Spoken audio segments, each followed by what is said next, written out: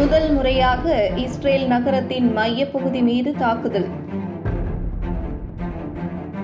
Iron டோம்களை முறியடித்து தாக்கிய Hezbollah. ஞாயிறு இரவு முதல் திங்கள் அதிகாலை வரை வடக்கு இஸ்ரேல் பகுதியில் உள்ள கைஃபா நகரத்தில் ஹிஸ்புல்லா நடத்திய சரமாரியான ஏவுகணை தாக்குதலில் பலருக்கு காயம் ஏற்பட்டு ஹைஃபா ரெம்பம் மருத்துவமனையில் அனுமதிக்கப்பட்டிருப்பதாக இஸ்ரேல் ஊடகங்கள் செய்தி வெளியிட்டுள்ளன. ஹைஃபா பகுதியை நோக்கி ஏவப்பட்ட ஹிஸ்புல்லாவின் ஏவுகணைகள் ஒன்றை கூட இஸ்ரேலின் அயன் டோம்களால் தடுக்க முடியவில்லை என கூறப்பட்டுள்ளது. இந்த தாக்குதலில் 6 பேர் படுகாயமடைந்திருப்பதாகவும் ஒருவர் கவலைக்கிடமாக இருப்பதாக இஸ்ரேல் ஊடகங்கள் செய்தி வெளியிட்டுள்ளன.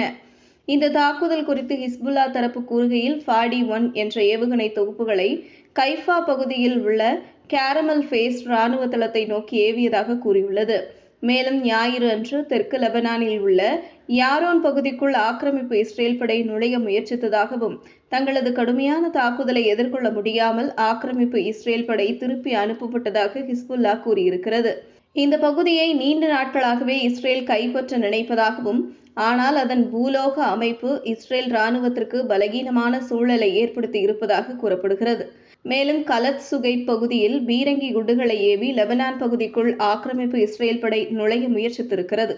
அங்கும் கடுமையான பதில் தாக்குதல்களை ஹிஸ்புல்லா நடத்தி வருகிறது. இதற்கு முன்பும் இதே பகுதியில் ஆக்கிரமிப்பு இஸ்ரேல் படை நுழைய முயற்சித்து கடுமையான உயிரிழப்புகளை சந்தித்தது குறிப்பிடத்தக்கது. தற்போது வரை வடக்கு இஸ்ரேலில் உள்ள அல் ஜலீல் எனப்படும் கலீலி பகுதியில் இஸ்ரேல் இராணுவத்திற்கு எதிராக லெபனான் கடுமையான பதுங்கு குழி தாக்குதல்களை நடத்தி வருகிறது. இதனால் லெபனானுக்குள் நுழைய முடியாமல் ஆக்கிரமிப்பு இஸ்ரேல் படை திணறி வருகிறது.